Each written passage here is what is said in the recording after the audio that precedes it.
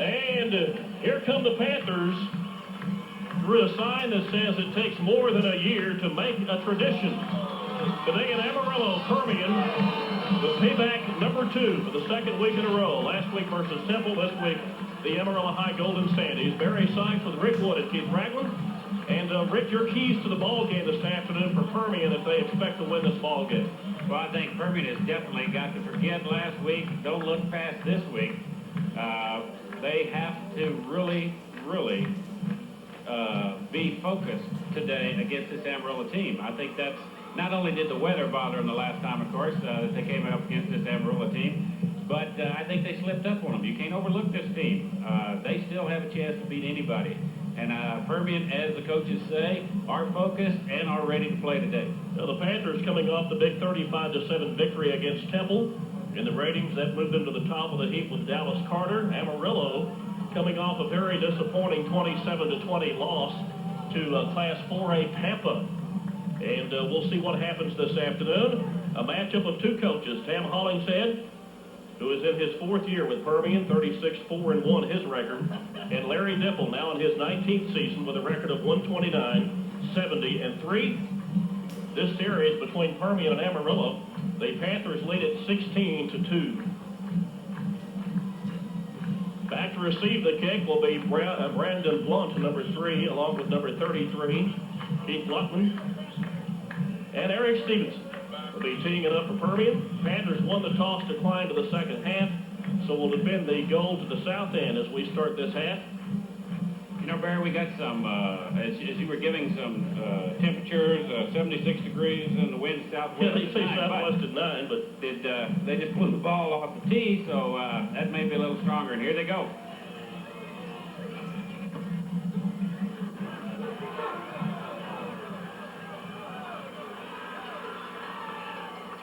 And the Permian kick return team down quickly to put the stops. And there was kick returner. That was T.J. Jones, the starting tailback. And there was Ryan Williams for Permian to make that stop as he goes running off the field, very proud to make that stop because it looked like he had a little bit of steam going when he came out of that end zone, Barry. Now the quarterback for Amarillo, one of the best in state according to his coach Larry Dipple, Brett Leathers, threw for 1139 last year and 11 TDs, already 4 touchdowns early in 1993. Leathers will be looking to pass and have completed his first opportunity of the day. This to the split in Robbie Harrison coming across the middle of the field. Well, that was the 38-yard line. That was a very good pass because he threaded the needle. There were 3 defenders that he had to throw between and hit right on the button, so that's something to look for today. The gain was 20 for the Amarillo offense as they have a new set of downs beginning at the 38-yard line.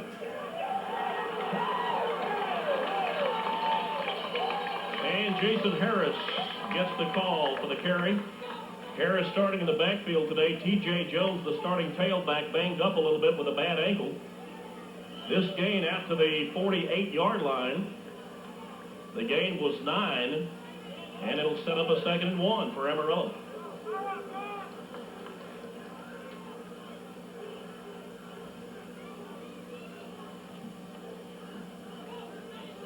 The quarterback Leathers, and slipping in the backfield. And because of the slip, unable to get close to the line of scrimmage for a first is the tailback, rather the fullback, Chad Reagan. Reagan, Amarillo's leading ball carrier on the year. But Jensen was the first one to make contact with him in the backfield. There was some stumbling to start with by Reagan for the Sandies. But Jensen was there to finally bring him down. There's some movement. Amarillo's being able to move that defensive front for the Permian right now. It'll be 3rd and 1. Reagan, the leading ball carrier, 143 yards rushing in the first 2 games combined, including a 100-yard effort the first week. And it looks as if Harris will have enough for the first.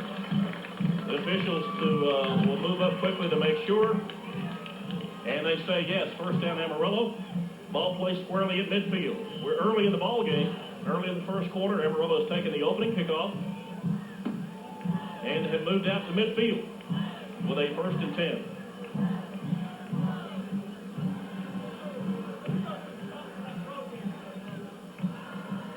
Leathers in the passing department this year, 19 of 39 for 277 yards, and as we told you, already 4 touchdowns this year.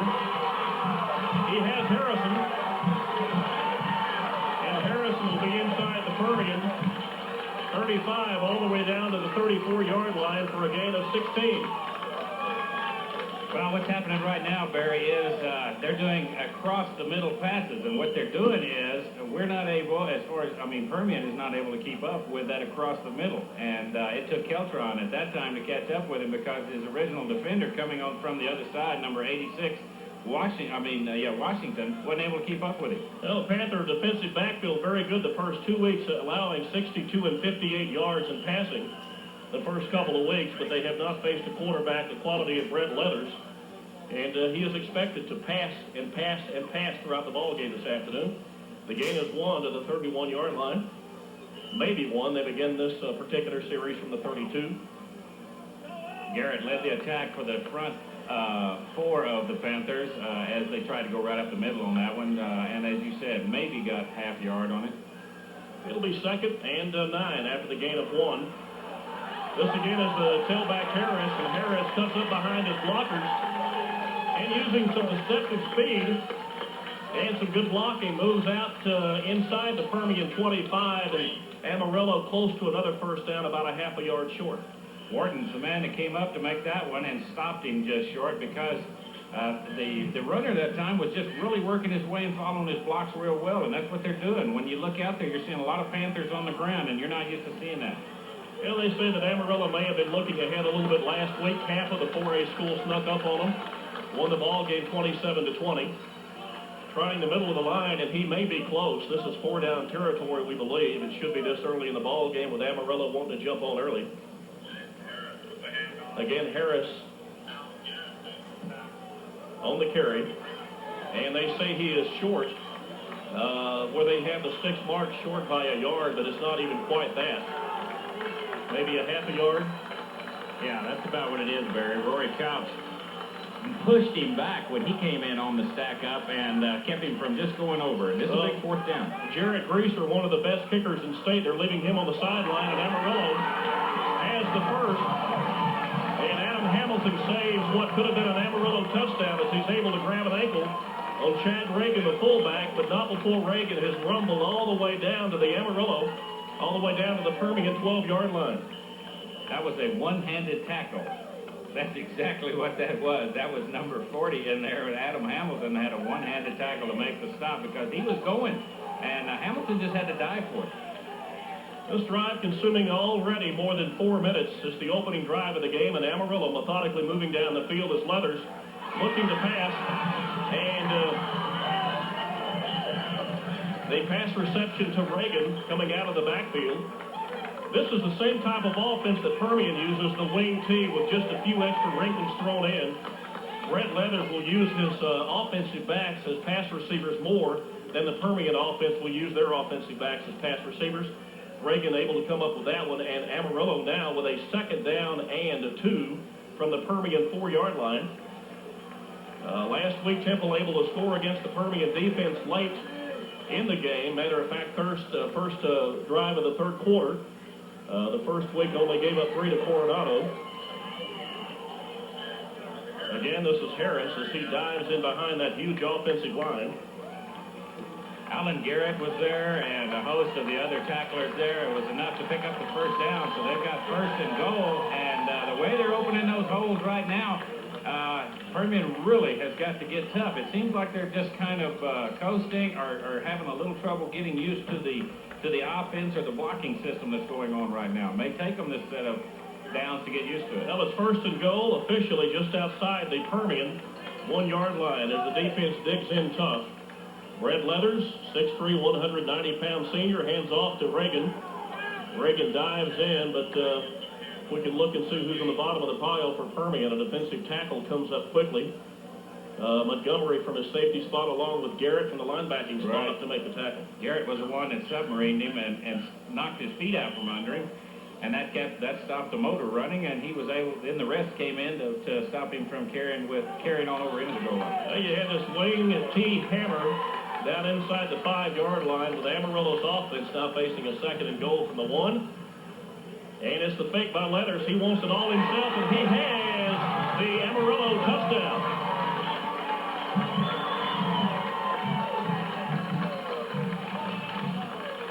Big hole there. They use a multi-fake handoff, the option on that one, knowing that it looked like that Leathers was going to keep it all the way, and he did. He just sliced right off his end and came back in to go across to the score. Now the extra point try.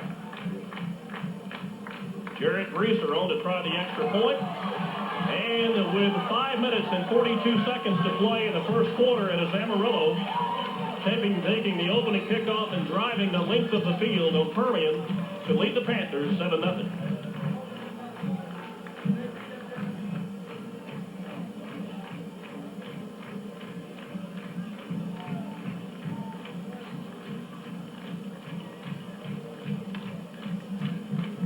A monster drive by Amarillo to open this ball game this afternoon on a very windy and warm day up in the Panhandle. They told us 76 degrees with a wind southwest at 9, but it seems warmer and windier than that. Amarillo moving against the wind and drives the 82 yards in 13 plays. Rick consuming 6 minutes, and a good mixture of the run and throw from Leathers and his running backs. In fact, on that first drive, Leathers 3 of 3 for 46 yards, and then they ran for the rest of the yardage, with Leathers getting the final 1 yard himself on a fake into the line, and just simply hooked it around the left corner for the Permian, rather for the Amarillo score. Well, Leathers is definitely a very talented young man because he operates the option very well, the fake, he hides the ball well, and of course we've seen already he passes well. But he's also got, it seems like so far, at least in that very first drive, his offensive line was able to really open some pretty good holes against that Panther defense. Now this line, 253 from the left tackle, 237 the right tackle, in between 202, 206, 241. So they're a huge line that averages well over 220 pounds per man. And to return the kick for Permian, here is Bass. Bass cuts up across the 20, across the 30. And Sheldon Bass is out near the Permian 40-yard line to the 39, as Permian will have their first offensive opportunity of the afternoon. Well, Bass did a great job then of picking his way through that kickoff team, because he was really, there were some nice blocks given down there where his team were moving the guys away from him. And, of course, he saw his break and he busted through, but he got caught from behind and got a little too close to that sideline. Well, this Permian offense, led by John Williams, 200 yards rushing last week. And the Amarillo defense gave up 180 to Matt Garvin of Pampa. So, judging by that, they can be run on. And you know that John Williams will be hammered time and time again this afternoon. Williams, with the first carry of the game, crosses the 40-yard line up to the 41 for a gain of 2. John Williams nearing that all-time Permian rushing mark held by Shawn going into the game today. Needs 211 to tie, 212 to break it. First, he'll have to pass Chris Comer, who was just a bit behind Crow. And if not the 211 today, we expect to see him break that all-time mark next week against Odessa High. Officially, the gain is 1. It'll be 2nd and 9. And Nick Keaton. There's something you don't often see, a pass that is intended and hits Sheldon Bass in the hands and falls incomplete. That was definitely there. And Sheldon showed that as he rolled on the ground, kind of discussed it with himself. That was a nice timing pass that Nick conducted then, because he had Sheldon going down. Sheldon broke away from his defenders. I mean, if he'd have caught that, bye-bye. Bye-bye, Murray. It would have been 7-7. Nick Keaton had the most prolific day in Permian schoolboy history last week. 12 of 13 for a percentage of 92.3%. The best ever in Permian history. Alton Holloway had a 90% day back in 1984, but Nick Keaton, 12 of 13 last week versus Temple, already 0 for 1 today. And Permian, in their first offensive set, pursued well by the Amarillo defense, as Permian will have to punt the ball away after Sheldon Bass set the offense up in great field position at the 39-yard line. Permian only able to gain 1 yard in 3 tries, and coming on to punt, Joey Lenny for the first punt of the day for the Mojo. Well, they need to. They really needed to a little more yardage than that to at least settle them down and say, hey, we are here to play, Amarillo. Just didn't happen. Well, as coaches always talk about, you have the long trip. And the long 6-hour trip coming up here. The Panthers made the trip yesterday, spent the night in Amarillo, and had a leisurely morning before coming out to the ballpark for this 1 o'clock kickoff. Rory Couch, and that was Eric Hidla. We're down on that coverage for the Permian Panthers to make the stop and keep the Sandies at about their own 26-yard line, I guess we'll call that, and that's where they'll start this drive from, Barry. Well, the punt was 38 yards from Lenny. Leathers hardly touched at all by the Permian defense the last series. Amarillo leads this one early 7-0. And Leathers back to pass, 3 for 3 the last drive, and he has a man open, but overthrows him. That's the wingback, number 7, Jesco. Pursued by, among others, Tito Brito, number 19, and then that quickly also the linebacker, number 38, Patrick Cooney. All the way across, but he was trailing him some. I mean, the pass was open for Leathers to complete it. He just led his man a little bit. It could have been the wind, too. Well, one of the goals, I'm sure, for the Panther defense today was to put the pressure on Leathers. Last year up in Amarillo, up in Lubbock in the playoff game, he was hardly touched, and that's something the Panther defenses certainly want to make a change today. Here is the pitch back to Reagan. Reagan has about 4, maybe 5. They're going to mark him just apparently right at the 30-yard line. Beautiful play by Adam Hamilton. I mean, he was blocked all the way, but he strung the play out all the way to the sideline, nowhere for the runner to go. And Hamilton finally, even with a blocker on him, made the tackle and out of bounds. Yeah, we are in a very weird position here at Dick Bivens Stadium, sitting right behind the Amarillo faithful, and not only can we barely see what's happening, our monitor is almost useless because of the sunshine. And it's a beautiful day, except it's kind of difficult from the position we're sitting in. And again, the pass intended for Harrison, number 82, the leading receiver for Amarillo. Coming into the ball game, that combination's been pretty good to Amarillo, as Robbie Harrison had caught 6 passes for 121 yards and 2 TDs. Also had 5 catches for 101 yards in both of those scores last week against Pampa. Now this time the Permian defense does the job, and now Leathers back to kick, kicking into that very stiff wind. Bass will have it, and crosses the 40-yard line. He is up to the 45, and a good tackle there for Amarillo by number 40. Jeremy Heath, after a punt of 32 yards into that very stiff breeze. Yeah, but there's a flag. We had a clip back at near the 40.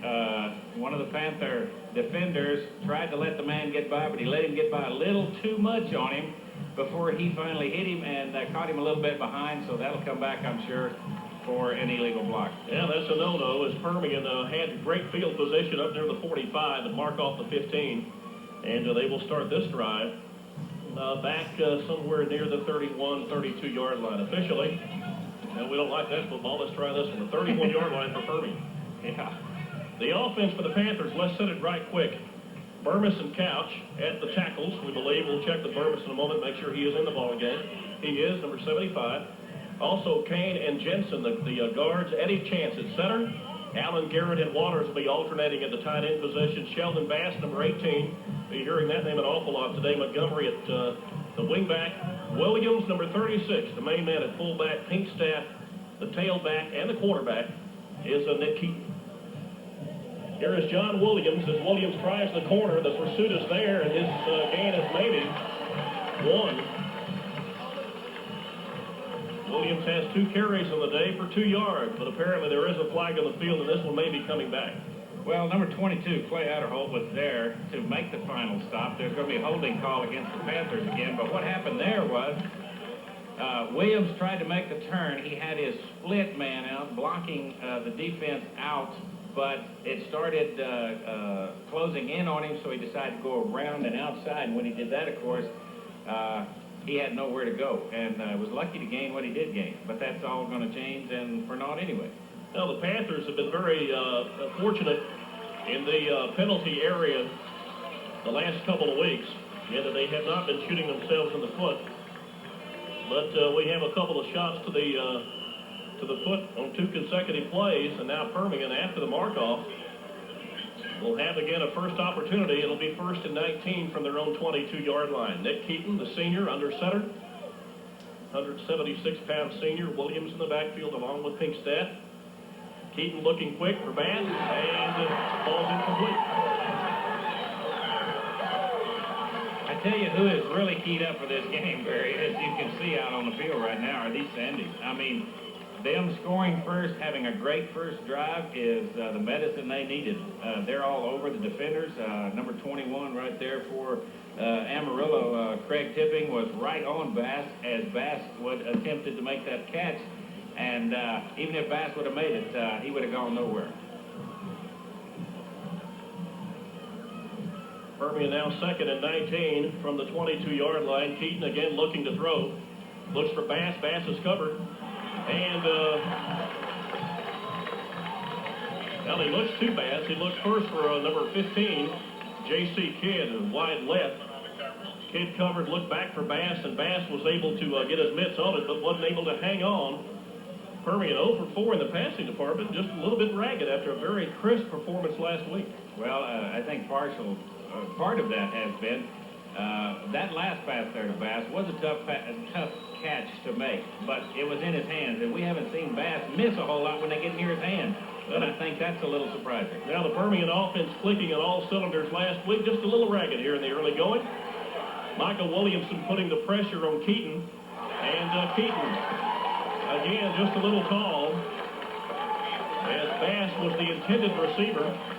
And again, the pass bouncing off the hands, again a high throw, and was not able to be complete. Pressure by the Sandies defense is causing Keaton to really roll out. He can't stay in that pocket like we've seen him do before and have a little bit of time to try and level in on that pass and be a little more accurate. So Keaton's having to roll out. He's having to try and throw on the run. He's trying to watch his receivers and see where they are. And the Sandies are really making a tough game of it for Permian. Sheldon Bass, 11 catches, 174 yards, and 3 scores coming into play this afternoon. Lenny back to punt. It's high, but it's also very short. Bounces at the Amarillo 40 and will take a Permian bounce and stop about the 34-yard line. 3 minutes and 19 seconds to play in the opening period here from Dick Benton Stadium. The punt of 40.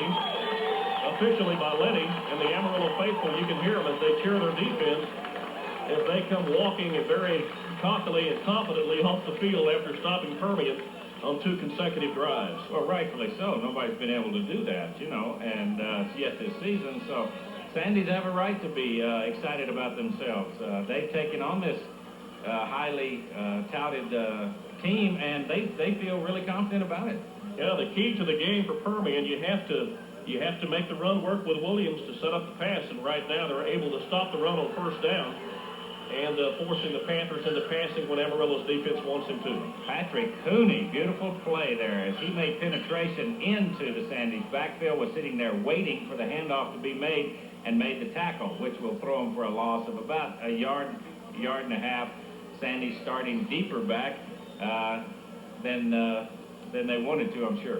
Well, officially, they say a loss of 1, and as it is marked at the 33, where we're sitting here in the stands, it's kind of hard to get the angle exactly right as to where the ball is placed down, but Harris losing a yard. Once again, the pressure almost non-existent. Here it comes late, and who made the first hit? Was it Cooney? Number 88, Mr. Waters. Landon Waters in there quickly, number 88. And Greg Pinkstaff was in there also. I mean, they had him blocked in. He had nowhere to go. He looked downfield, Leathers did, saw everybody was covered, so he decided, I've got to go, but they already had him in and blocked in, he couldn't go. The defense for Permian Waters. And for the Panthers, the injury last week to Rene Garcia, the injury that will put Garcia out for the year, gives Waters the starting nod this afternoon. Here's the pass intended for Harrison, and intercepted by Bass. Big play.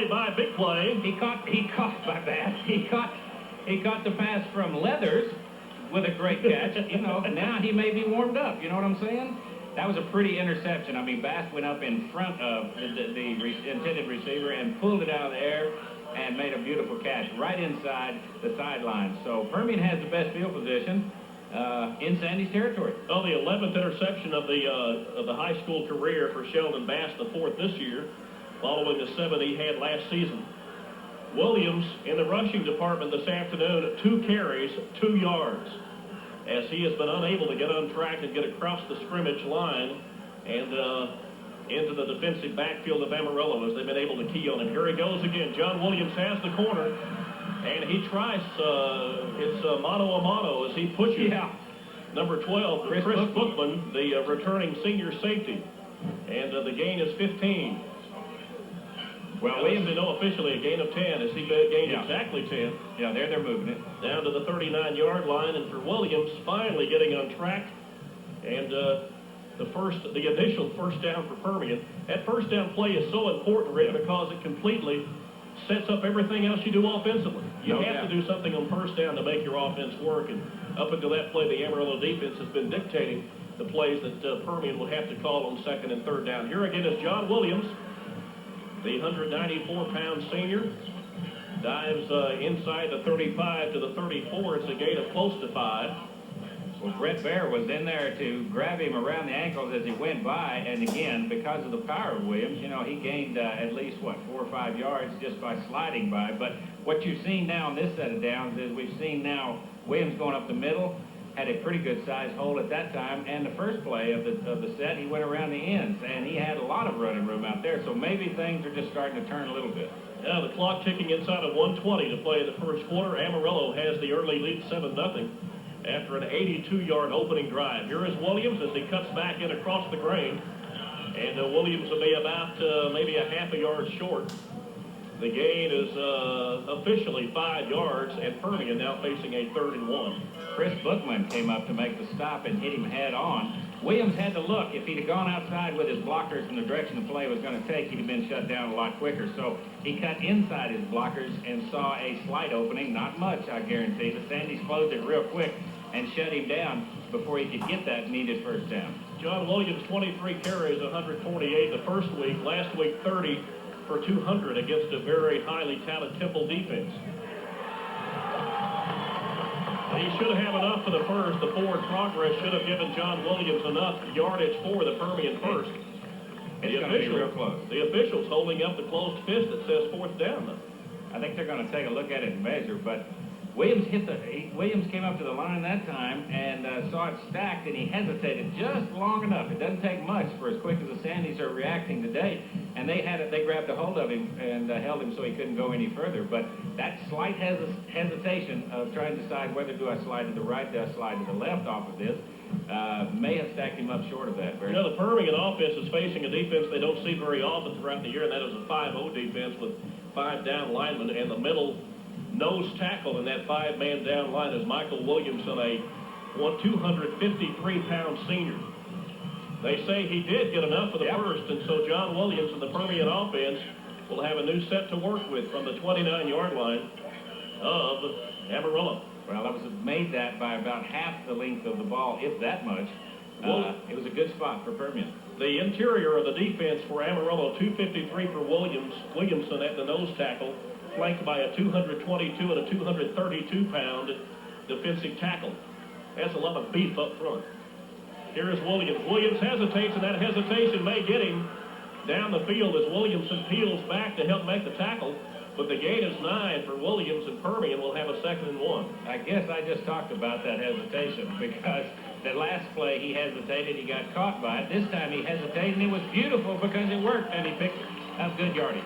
We have come to the end of the first quarter, and it's Amarillo surprisingly on top of Permian, 7-0. John Williams in his career averaging 118 yards a game. This year, 6.6 per carry. But this afternoon, slow going as Amarillo has put the clamps on him so far. 7 carries for 30 yards unofficially here in the first quarter of play. And Permian with an opportunity as they're knocking on the door down to the Amarillo 21-yard line. Well, last play of the first quarter was a very nice 8-yard pickup, again, as I say, by Williams. And that's what Permian's looking for to break this loose. Well, if you get 8 yards on first down, you can pretty well, as we said a moment ago, dictate what you want to do on 2nd and 3rd down. And with a pass play combination of the passes to Bass and Keltron Montgomery, there's a whole lot more you can do. This time Permian elects to again run John Williams. And Williams will have enough for the first. As seems like another day at the office on that particular carry down to the 14-yard line. And for Permian, a gain of 7 and a 1st and 10 for the Panthers. Jeff Robinson came up for the Sandies to make the stop on Williams. Williams runs very low to the ground and on purpose stays low to the ground. He's a very difficult target to get a hold of many times. Permian averaging about 202 yards on the ground a game, and Amarillo defense averaging giving up about 193. Here's the pass to Bass, and Bass to the 1. And they say there's going to be a flag, Barry. They were offside. They being Sandies, I'm sorry. So you have a free play for Permian. Yeah. Taking the free play, he elects to go deep to the corner, or deep to the center of the field to Bass, and Bass makes the initial catch of the day from his own quarterback. Caught one from Leathers a moment ago. Well, let's check and see what the flag's about. What about the flag? Well, they're discussing it now. The other referees that saw who got the ball signaled it was the Sandies, but that flag was offside. There's no doubt about it. Let's check and see what the flag is. Coming back. Here comes the defense back on the field. Holding on the defense. Oh. And I said offside. Well, it is on the defense, though, so no matter what happened as far as the fumble recovery, Permian will retain possession of the ball. And get a penalty. If you mark it from the line of scrimmage. All right, we're going to mark it from the line of scrimmage, so the pass play is negated. Well, what half the distance of the goal is where it officially is, so they will mark it down to the 9-yard line. There's the call. Offside he gives this time, so that's what I saw with a 5-yard penalty. But he did give holding before, so. Well, it's still preseason for the officiating crew down to the 9-yard line. That was a nice catch by Bass, so he had a hold on. But he just kind of juggled it just enough, and the Sandies closed around him, of course, and then tore it loose. Now, because, in his effort to get to the end zone, he attracted a whole lot of black jerseys toward him, and the ball came loose. But Permian now with a penalty in their favor. It's going to be 1st and goal. They are at the 9-yard line. John Williams trying the corner. And a mano, Williams versus number 93. Dusty Holland wins that particular battle. A gain of absolutely zip. Permian now with a 2nd down, and 2nd and 4 now from the 9-yard line. Well, Jeff Robinson was in there to help on that tackle, and what they did was just string Williams out. That's what he did. He kept looking, can I cut back? When can I cut in? When can I cut in? And all he kept seeing was black jerseys. Now, that was a knock on Williams last year. This year, he's done a much better job of cutting up the field and not using that sideline so much. Williams again heading toward the sideline as he pushes down inside the 5 and will possibly, well, it's going to be close to a first. He had to reach about the 4-yard line for a 1st and goal. They got it. First down. A gain of 5. And Permian now with 1st and goal from the Amarillo 4-yard line. 10 minutes and 43 seconds to play from Amarillo and Dick Bivens Stadium on a beautiful fall afternoon here in the Panhandle. And we were informed that the Tri-City Fair would be going on this weekend. That's next weekend, so the big crowd we expected around the stadium did not materialize. You mean lack of parking place? That's right. But so far, so good. We were able to get in. Here is Williams. He's close. And Williams down to the 1-yard line. He tried to get in. He hit about the 1-yard line, and then he tried to crawl on in and said, well, maybe the referee won't see that one. But, of course, the referee right there on top of him, so it didn't work. Now the 9th play in the drive that began with 1:57 to play in the first quarter.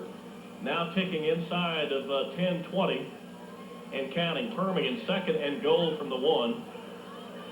John Williams, 200 yards and 4 touchdowns last week against Temple.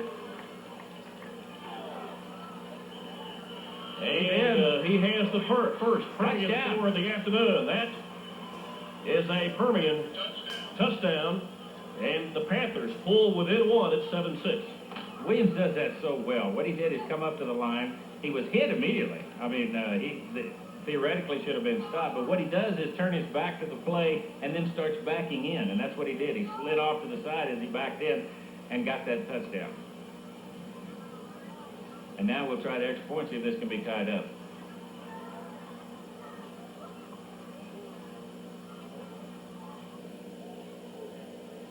Looks good. It is good. Eric Stevenson's kick is true, and with 10 minutes and 7 seconds to play in the second quarter, it is now Permian 7 and the Amarillo Sandies 7.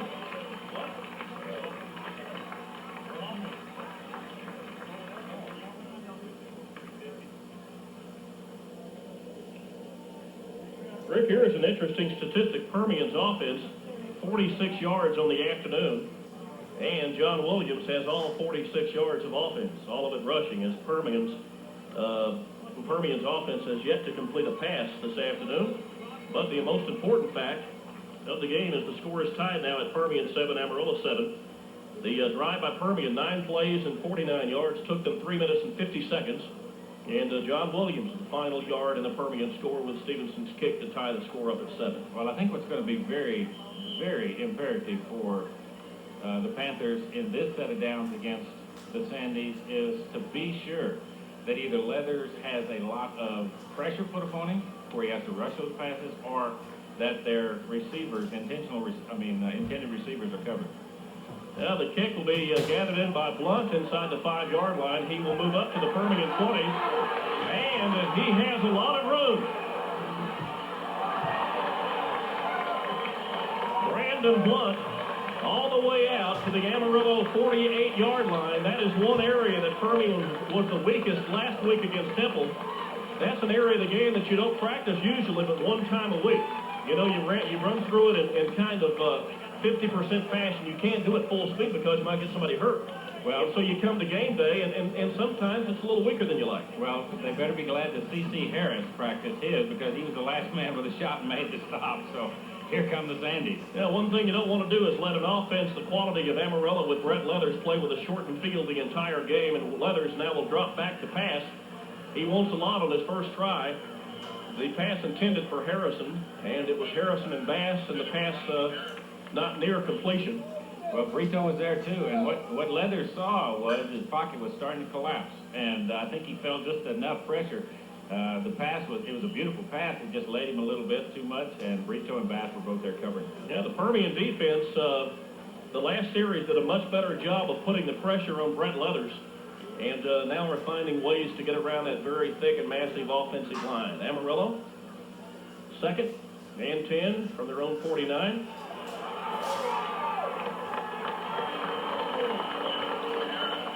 Jason Harris on the carry, but there is a flag on the field. You can see the yellow flag fluttering at the Permian 49-yard line. Let's check the flag.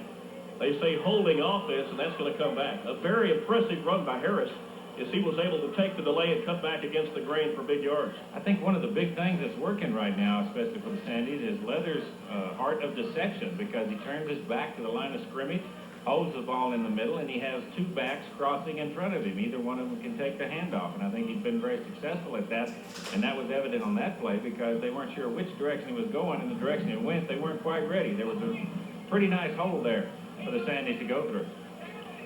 Well, after the mark-off will be back to the Amarillo 41-yard line, and it'll make it second and 18 now for Brett Leathers.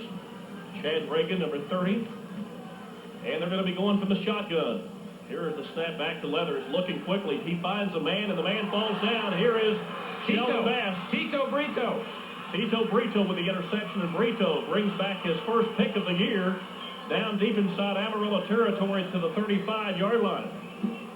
The intended receiver stumbled and fell.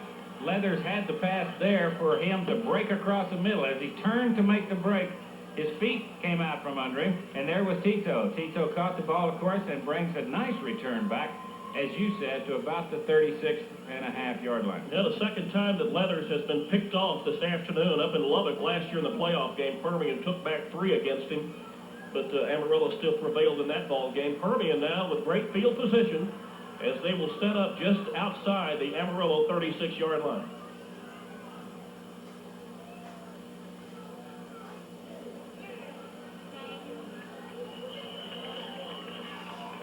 The massive humanity that John Williams runs into inside the 35. The gain is maybe, it's going to be close to 3, a long 3, close to 4 yards officially.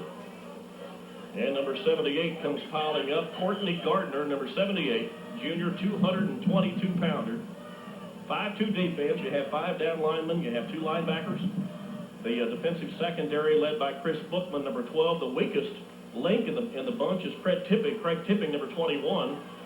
And it is Tipping who is now matched up against, let's check it out, far on the left side. He is matched up against Montgomery. Let's see if Permian runs in that direction.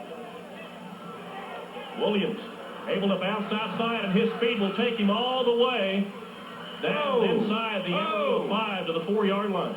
What a run. I mean, he picked his way. In fact, he had 2 tacklers on him at 2 different times as he tried to slide outside. One of them, he knocked his arm off of him when he tried to arm tackle him. No way that worked. And then shook the other one as he rounded the corner all the way to the 5-yard line. And Panthers set up, of course, in fantastic field position, 1st and goal. And the gain is 29 officially. 29 for John Williams, who will have 79 yards rushing now here in the first half. But more importantly, Permian to the 4-yard line, and John Williams is about a yard short. Well, okay. He did hit his knee hit before he rolled over. There's no doubt about that. Williams, again, very adept. And if you watch that play and see that play, you will see Williams hesitating again. And he is an artist at that, by hesitating, seeing which way the people are moving, where's his best hole to hit, and was very successful there, getting them within 1 yard of the goal. Williams has all of Permian's offense this afternoon, 0-5 in the passing department. Williams 82 yards. Permian now 2nd and goal from the 1-yard line. Here is John Williams, and he will have the Permian touchdown. Touchdown. Williams goes off his left side, following that left side of that line, and they stacked up the Sandies, moved them back just enough for Williams to go over the top and in. 36 yards following the Tito Brito interception that set Permian up with great field position. At the Amarillo 36, took them only 4 plays. The big one, a 29-yard run by John Williams down the left side. And now Eric Stevenson, who is perfect on the year at 5 for 5, or they're 7 for 7 coming into the game. Now makes it 9 for 9 after 2-point afters today. And Permian, with 7:37 to play in the second quarter, now has jumped out to a 14-7 lead over Amarillo.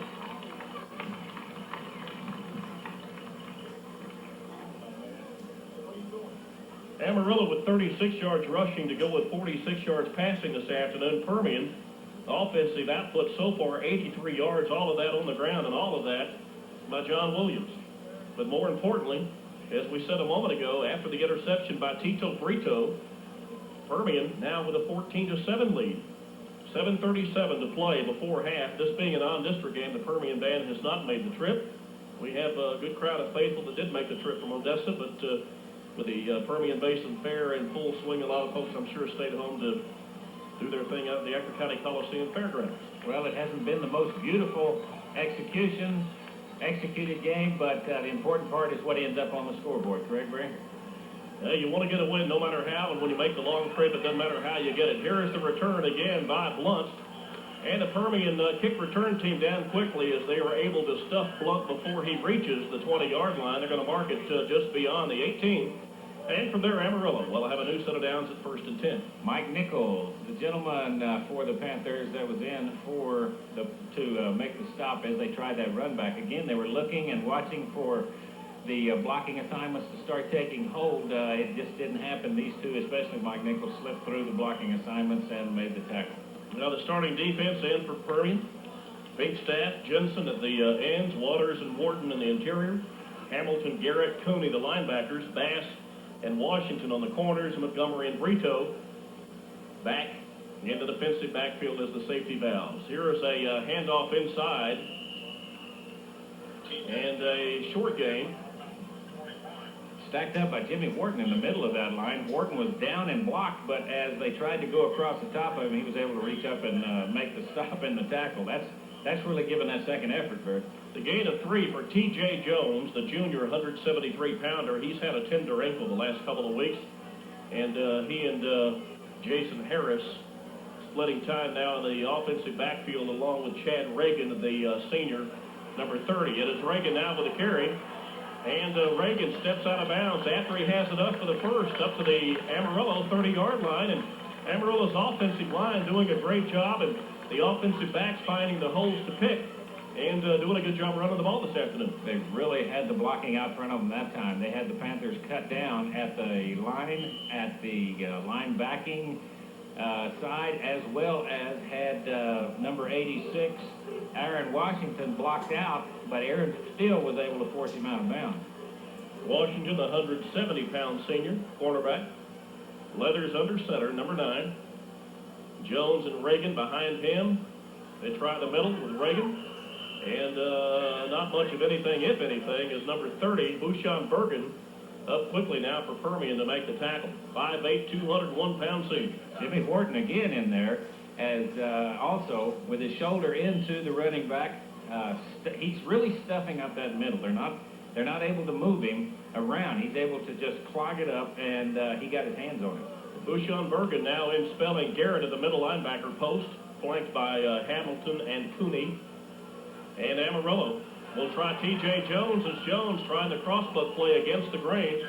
And good for a good gain of almost 5 before Rory Couch, number 60, able to stick a helmet in there and make the tackle. And Rory was blocked. He had a man on him and shoved his man off. Once he was able to decide which way the runner was going to go, he was able to move the blocker away from him, but he still had to grab him from behind because they're still very quick hitting those holes. Amarillo with a passing situation. It is 3rd and 6. Leathers under center, drops back, looks for Harrison. Here comes the pressure, and out quickly Adam Hamilton to knock the ball harmlessly away. He intended the pass for Brandon Loper, the tight end, but fell harmlessly incomplete. All that was pressure put on by the Panthers, and that's what the Panthers said they needed to do. They needed to keep the pressure on Leathers, make him rush those passes because he is so talented in that area, and make him come up just enough short. And one of the biggest kids on the field is the Amarillo quarterback, is 6'3" and 188 what a pounds. Punch. Nice catch by Bass. Here is Bass back to the 15.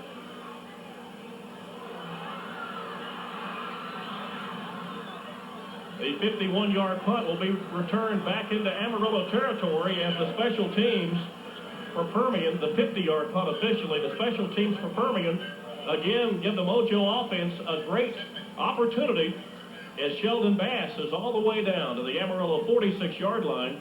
The Panthers with 5:23 to work with before half in a 14-7 lead. Ephraim Hamilton and Garrett out front of him blocking as Bass was directing them. Okay, take care of this one. Let's move that way. I'm going to go around over here. And out front of him had some excellent blocking to allow him to get where he got. Amarillo went 82 with the opening kick. After the opening kickoff, 82 yards for a score, and since then they punted 1, 2, 3, 4 consecutive series.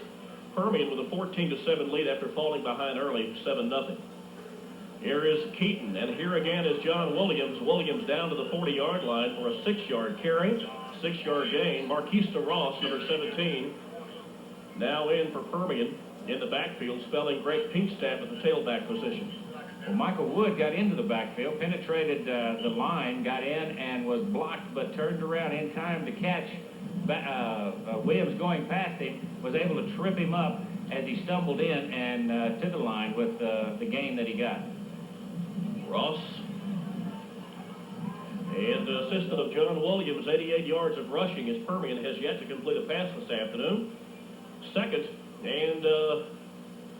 and 5 for Permian now at the 41-yard line. A moment ago, Rick, I said that Amarillo, after the opening score, had punted their 4 consecutive possessions after that. 2 of those were interceptions, one by Tito Brito, one by Bass.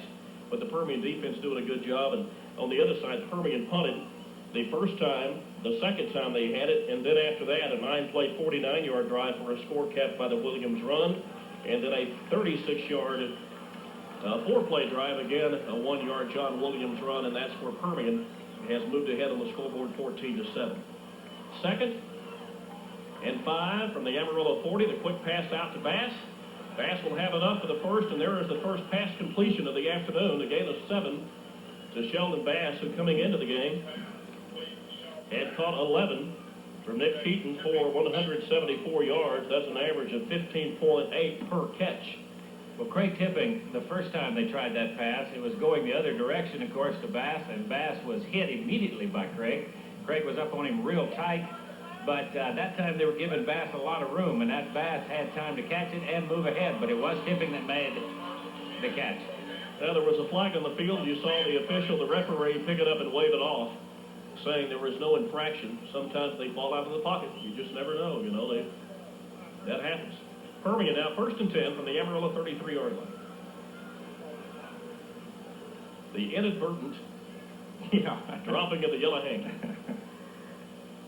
At least you can wave that off. The inadvertent whistle you can't wave. You're right. Here is Keaton. Nice pass to J.C. Kidd. And as Rick mentioned, J.C. Kidd on the catch. That was kind of deceptive, Barry, because what they had was Bass and Kidd both out there. And, had 2 receivers, intended receivers out there. And the defense couldn't tell who was going to get it. And J.C. was kind of hidden, tucked in a little area there that nobody saw him, and it went to him. And very nice carry. It's almost a first down, but not quite. 9 yards on the pickup to J.C. Kidd, his 2nd reception of the year. Had 1 for 2 yards coming into the game this afternoon, now 2 for 11. Here is Williams, and Williams will have the first down, and once again bangs inside the Amarillo 20, down to the 19-yard line, a gain of 5, 350. You know, it stopped until they moved the chains. It's been amazing, the matchup, and who's been making most of the tackles on Williams has been Chris Bookman. And they have been pounding each other out there so far. It'll be interesting to see how long this thing goes. Well, when you continually have to have your tackles made by your safeties, something ain't going right for your defense. And for Permian, that, of course, is the goal, is to get John Williams into the defensive backfield as quick as they can. Williams heads to the sideline, and... there's the flag. It was a face mask. I kept waiting for that. You could see the face mask grabbed as he went down the sideline. And nice play again by Williams. I mean, he was tackled, he was stopped, but he has that ability with the power that he has as that strong running back to just shake the tackle. Yeah, there's a face mask penalty. Let's see where they marked him out of bounds. Apparently, Williams had stepped out at the 3-yard line. The gain of 16 for John Williams will top the 100-yard mark again for the 3rd consecutive week. Unofficially, after the 16-yard carry, 109 on 19 carries. And half the distance to the goal means Permian will have a 1st and goal from the Amarillo 1 1/2 yard line. Just like there's a different team out there, Barry, from what you saw earlier in the first period of play. This team is really making the plays. Nick Keaton, the quarterback, with a full house backfield. Here is Williams, and Williams leaps into the Amarillo end zone for the Permian 2-yard touchdown, and Permian 20-7 with 3:16 to play before half, and Eric Stevenson drops on the field to add the exclamation point with the extra point. Well, that's really the only place Williams had to go, was in the air, and if he could sprout wings, it'd be a lot easier landing, but since that's not available to him, the dive and roll effect was all that he had for him, because it was really stacked up in the middle, and he has some terrific jumping power. Here's the extra point attempt. It's good. Stevenson's extra point makes the score Permian 21, Amarillo 7 with 3:16 to play before half from Dick Bibbins Stadium in Amarillo. John Williams unofficially this afternoon, 20 carries, 111 yards, and all 3 of Permian's touchdown runs. 2 keys to the offense this afternoon has been the play of the defense and the interception returns by Tito Brito and Sheldon Bass. Also a big punt return a moment ago by Sheldon Bass that sent Amarillo where the Permian up at the Amarillo 46-yard line. So really a good overall effort, offensive, defensive, and special teams today for Permian. It definitely has, and as I said just a minute ago, you wouldn't have thought it would be this way once you saw the way Permian was playing the very first period of play. They were rather hesitant. They looked like they were confused as to how they should react to the offense of the Sandies, and of course the Sandies were really attacking on offense and turning it around on defense, and really were pepped up and pumped up and were really taking care of the Permian offense. Bass's punt return to the 46. Permian takes it to 46 in 6 plays in 2 minutes and 7 seconds. And the Panthers, look where they're kicking off from, with a 21-7 lead. The penalty means Permian kicks this one off from the Amarillo 35, and Blunt does the wise thing, and that is take the knee And Amarillo will start this series from their own 20-yard line. 3:16 to play before the half. The Permian Band, as we told you a moment ago, this being a non-district game, has not made the long trip to Amarillo. District play begins next week, Rick. Odessa High and Permian, Midland Lee, Midland High, Abilene Cooper, San Angelo with their 4th non-district game next week. And now the wars begin for sure and for fun. Not really for fun, but for seriousness. Crosstown rivals begin, right? Lots of fun. Friday night, West Texas football. Here is Reagan. Reagan having a good game this afternoon. A gain of 4 after the 24-yard line. 8 carries for 29 yards. Per carry, the average quite a bit less than 4. But the statistics don't show how hard he is really running this afternoon, but the Permian defense is now being able to bottle up those running backs just a little more than they were in the early going. Travis Jensen in on that and going for the ball. The ball bobbled for a moment, but he recovered. Here's the tailback, Jason Harris, number 41. Harris will have his helmet buried deep into the Bivens Stadium turf. Yeah, with the help of Patrick Cooney. Cooney got a hold of him. You know, the starting tailback, Jones, only 7 on 2 carries today. Harris has run a lot more, 24 on 7 carries for Amarillo and in the passing department. Leathers was successful early. He was 3 of 3 for 46, and since then he is 0 for the next 4 passes. This will be a passing situation.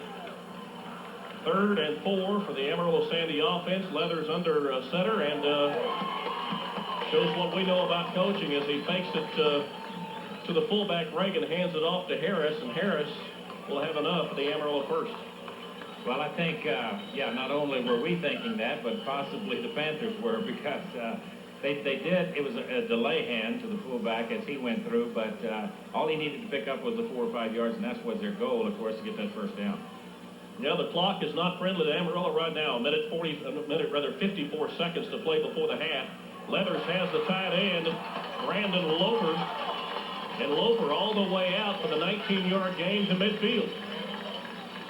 Well, Loper was wide open, Barry. I mean, he had found that little bit of a hole there in the middle of the Panther secondary that they were more in a zone defense, it looked like at that point, and he found the niche and was wide open for Leathers' toss. Harrison, the leading receiver, Loper coming in 4 for 41, but 19 on that pass and catch and run.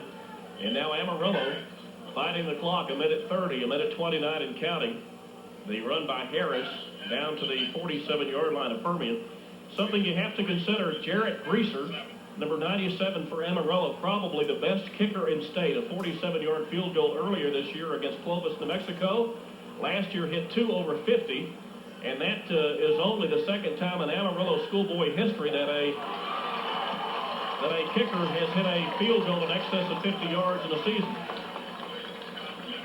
Amarillo down to the 35-yard line, a 12-yard gain after the pass from quarterback Leathers to Jesco, his wingback. Do we have a flag on the field? Yes, there is a flag. Looks like some go against Panthers or holding, I believe. It looks like holding. Again, the receiver found, again, the little bit of a hole there in that defense. And Leathers, you can't give Leathers that. I mean, you give him a little daylight, and Leathers will put that ball there. And that's what he's showing right now, that he, don't give him anything, Panthers. Dimple, as we told you earlier, considers his quarterback to be among the best in state. And Amarillo now in their 2-minute offense is showing why his coach has that feeling about his quarterback. Amarillo has called the timeout. They are at the Permian 35 with 1:04 to play before halftime, and Permian with a 21-7 lead. Red Leathers passed for 173 against Pampa last week. In the early going this afternoon, 3 for 3 for 46 in the opening Amarillo drive. After that, misfired on 4 consecutive. And now has come back with 30 yards and 2 consecutive completions. 5 of 9 unofficially, 76 yards. And now Amarillo is in great field position for either a touchdown or possibly a field goal opportunity, as a Greaser and the Amarillo offense will have a very stiff breeze to their back should they elect to go for the field goal. Here is Harris again trying the outside, and Permian will put the stops on him after a very short gain of only 3. Alan Garrett came up to make the stop, and they are going without a huddle, as you can see them moving up as the clock winds down. Amarillo will go from the shotgun. Well, now he moves under center Brett Leathers. 43 seconds and counting. 42, 41. Amarillo will have at least 2 more shots, possibly 3 or 4 in the end zone. Jesko is covered. Leathers will have to carry the ball himself, and number 40, Adam Hamilton. Fumble. Well, they may count him down. Hamilton came up quickly to make the tackle after the Leathers gain of, really a gain of only maybe 1 yard, but they say he was down and the ground could not cause the fumble. That's exactly right. I don't understand, but I couldn't see. I mean, I couldn't see from where we were as to actually when that fumble happened, but it looked like Leathers definitely felt that he had the go-ahead to make some yardage there. His receivers were covered, and so he tucked it and went, but he was caught from behind. I believe it was Adam Hamilton that did that. Amarillo needs to reach inside the Permian 25 for the first. The gain was officially 2, and Amarillo will be facing a 3rd and 5 from the Permian 30. 19 seconds to play. Amarillo has called the timeout, and the first test for the Permian defense since that first initial series by the Sandies. The defense has played very solid after that point. That's true. I'm sure the Sandies would like to, of course, get it closer for any attempt they would have, if that is what it ends up being, a field goal. You know as well as I do what they're after, of course, is the touchdown before they go in at halftime. But as you say, strong wind to the back and a very good field goal kicker in place. Either way they go, a good attempt at points. Yeah, let's say that the pass is awry. That would make the attempt 47 yards. It would match his season best. Here is Amarillo, and here is Reagan. And Reagan will have enough for the Amarillo first down as he is down inside the Permian 25. They're going to mark him just over the 25-yard line. And Amarillo will have a first with, more importantly, 12 seconds to play. Bass and Waters teamed up to make the stop finally on Reagan, because that Reagan, again, he's kind of built close to the ground, also and a very tough person to tackle. Timeout again. 161-pound senior at fullback. Amarillo with 12 seconds to play with. Probably time for one pass play before you have to try the kick. So, Rick, with that thinking in mind, you got to think end zone. Well, yeah, you're right. Either that or whether you go to the end zone for the pass, or you just try and get behind the defenders and just get it as close as you can, for sure. But you know they want that touchdown. That's what this is all about. Well, if you're a Panther defender, what you just mentioned is right. You need to make sure the guy doesn't get behind you. And Washington, Bass on the corners, Brito and Montgomery back in the safety positions, want to keep those offensive guys in front of them. Knock them down short, give up the 3 opportunity, but don't give up the 7. 12 seconds to play in the first half. Permian, the 21-7 lead over Amarillo. Permian 2-0 coming into the game. Amarillo, record of 1-1, the District 3-5A favorite. Permian, the District 4-5A favorite. And you might just see these two teams play later on in the season once again. Here is Leathers rolling left. Leathers has Jesko. He is out of the end zone. He caught it. Nice catch and pass, though. He caught it, but he was out of bounds. The ball officially incomplete. 7 seconds to play. You've got time for one more throw, if you can make it a quick one. Definitely. But Jerod Greaser, number 97, will be trotting onto the field for the field goal opportunity. Definitely a nice pass, a nice reception. Just went a little long for what they wanted it to do. It was awful close, but that was a nice play. Well, within the range of Jerod Greaser, this will be placed down at the 32-yard line. It'll be a 42-yard attempt. Greaser with the big leg, the Chip Lowmiller type field goal kicker, and the kick is good. So Amarillo, with 3 seconds to play before halftime, used 3 minutes and 13 seconds of the 3:16 remaining to pull within 21-10. Permian 21 and Amarillo 10 from Amarillo and Dick Niven Stadium. 11 plays, 55 yards, 3 minutes and 3 seconds. The 42-year-old Jerod Greaser field goal, Permian 21 and the Sandies 10. Swift kick, no doubt, coming up. Just want to catch it, take the knee, and go to halftime with a lead. I'm sure that's the case. Just make sure you get your hands on it, don't give it away, and don't make any big mistakes. Be awful careful, and that's what we're probably looking for here. Now the big stories today, John Williams, 20 carries, 111 yards. Brent Leathers in the passing, 5 of 9, 76 yards. And Permian on top, 21-10. I believe that probably would have been good from 52. He had a lot of room left after he kicked that one through the upright. You're definitely right. They're going to make them play, aren't they? That's right. It out. He kicks it out of the end zone, and Permian will come out to the 20. They'll have one opportunity. And with a Sheldon Baxton, a Keltron Montgomery, and a John Williams, that may be too much. Well, I don't think it was designed to do that, you know. But with that young man's leg, he's a very good player out there. I mean, that would probably be very difficult to control, trying to keep from kicking as far as he can. As you said, I think that field goal could have been from over 50 yards easily. Yeah, it's a warm and windy one here in the Panhandle this afternoon. My bald head is scalded red. I'm afraid I forgot to wear a hat. It looked like a lobster till I get home this afternoon. You already do, Barry. Oh, well. So Permian and Nick Keaton will take the knee, and we'll go to halftime. It is Permian 21 and Amarillo 10.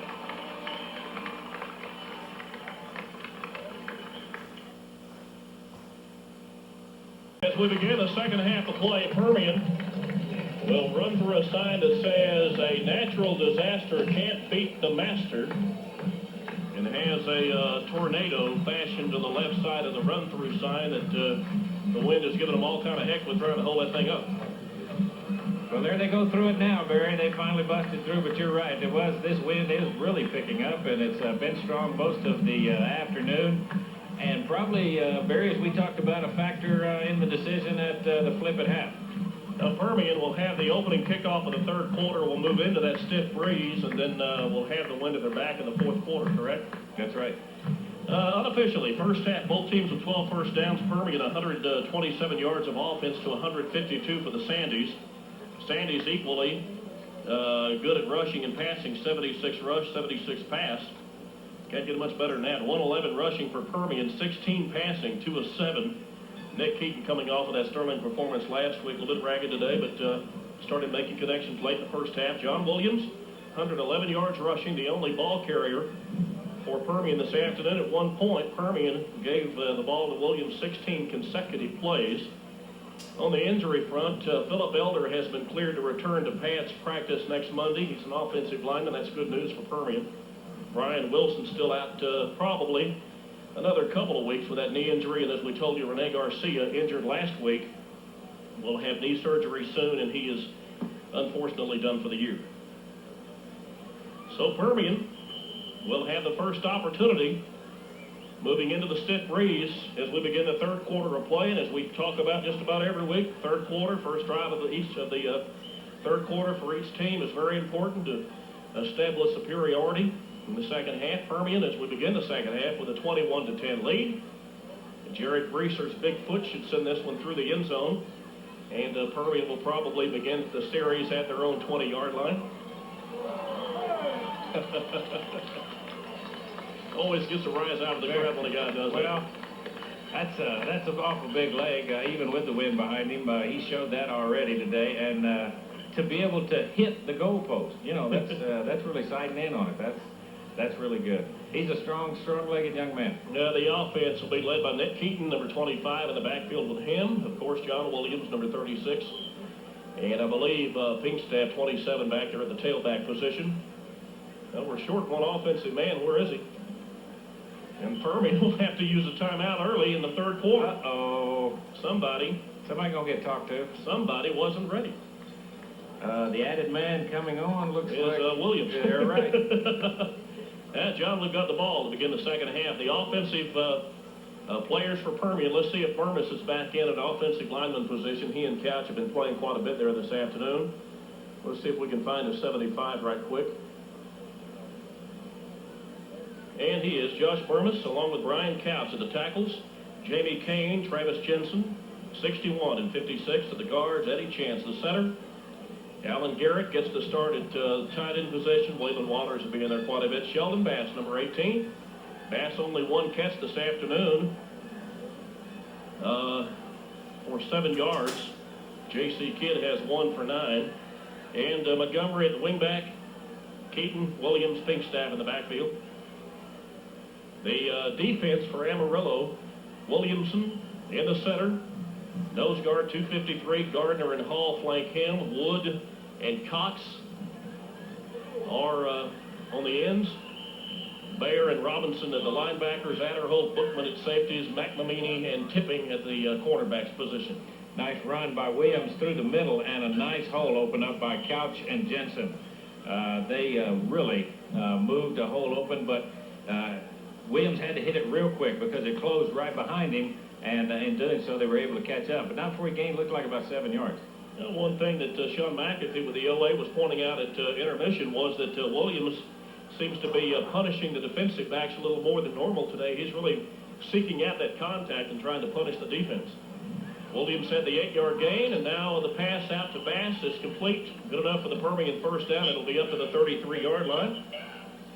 Gain officially of 5, and Permian, 2 plays, 13 yards, and a first down. I don't know if it's designed to be that way or not, Barry, but it seems like after that first period of play, Clay Alderholt and number 12, Chris Brookman, are playing off of Bass a little bit and giving him the room to cross the line before he even catches that pass, where in the first quarter they weren't doing that. Well, of course, if you do that, the Permian offense will take it all day. They'll take a 5-yard gain here and there because a 5-yard gain can eventually turn into a big one if your receiver can get a crease. John Williams on the carry will cross the 35 to the 36, officially about 3. Williams carried the ball 20 times in the first half. Carried it 23 the first week, 30 last week, now 22 after that carry. Trevor Hall, the left guard, defensive guard for the Sandies, was the one that caught him as he was going behind. He's a big horse, 232. Williamson, 253. Gardner, 222. The ends and the flanks at 185 and 176. Nick Keaton, the senior 176-pound quarterback for Permian. And Keaton wants it all. Sheldon Bass and Booker back there deep, along with the cornerback, McNamee, number 23, and no chance to complete it, so you make sure the other guy doesn't have an opportunity either. Well, he kind of got it up. It looked like the nose of that ball was up as it was coming through, and you get it against this wind, you get the nose of that ball up, it's going to float it, and it kept moving it out of bounds, even though it was a little bit strong to start with, and it looked like Coach was a little upset with whatever that was, as he brought Nick over the sideline, made sure he understood what he was trying to tell him. Yeah, the wind can really blow in the panhandle. They told us 7 miles an hour before the game, but it's got to be at least up to 20. And Permian moving into a stiff breeze here in the early going in the third quarter, the first series of the third quarter. 10 minutes and 10 seconds. Here is Williams. Williams will be caught short of a first as he moves it out to the 41-yard line. The gain is 5, but Permian will come up 3 yards short, and will have to punt the ball away into this very stiff breeze. Clay Adderholt came over from his left cornerback position and made the stop on Williams. Again, they try and really string out that defense so that Williams isn't able to get much running room. He's going to have to run into some Sandy somewhere.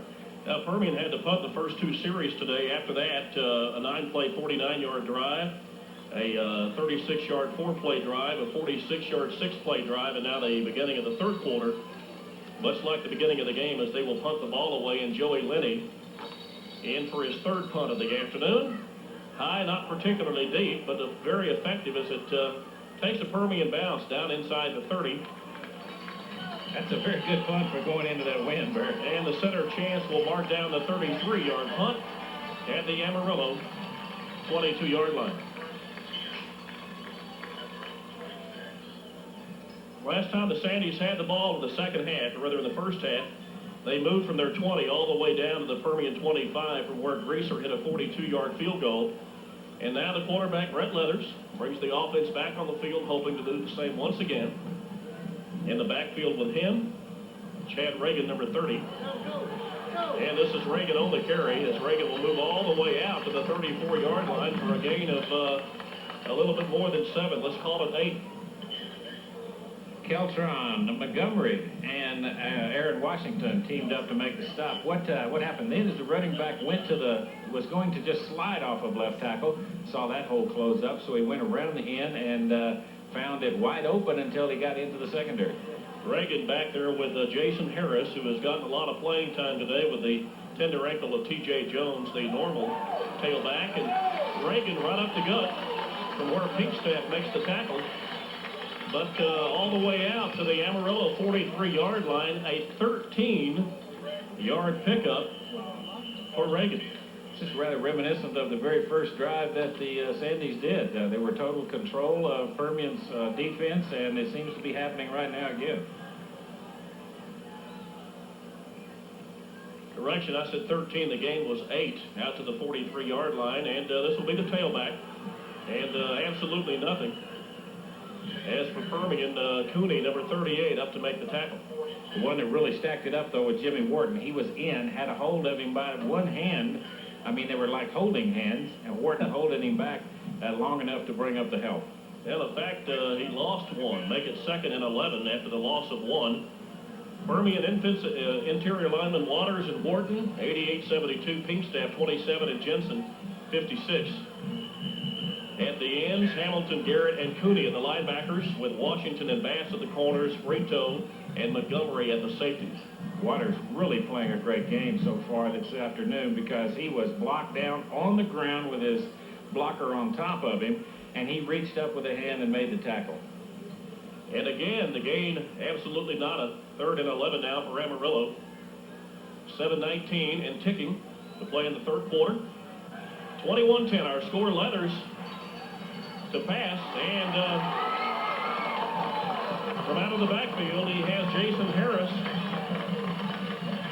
Harris takes it all the way down inside Permian territory. Not necessarily a design play, Barry, it looked like, because Leathers was forced out of the pocket. He goes to the right, and a very good and quick-thinking back, Jason Harris, made the move to the outside, moving with him, and was opened himself up for the pass. 15 yards for the Harris pass completion. Harris had not caught a pass coming into play today, and has caught two. Caught the first pass of the day, and that one from quarterback Leathers. Here is Reagan.